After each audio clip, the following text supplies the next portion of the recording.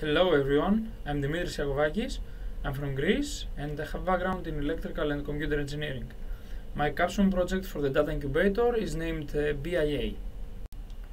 BIA stands for Business Intelligence Activities. The goal of my project is to identify activity from smartwatch data. The data I use is signals from temperature, motion, and heart rate, which matches to the user's activity.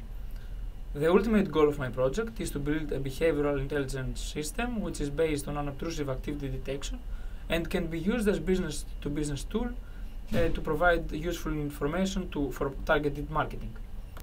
I started my analysis using pandas, where I computed the total vectors that each accelerometer, gyroscopes and magnetometer signals has.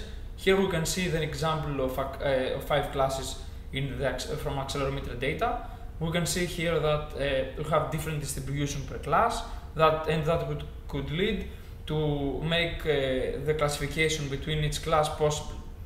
I continue my analysis using some Fourier transform in order to detect the peak frequency of the time series as long as the standard deviation of the signals.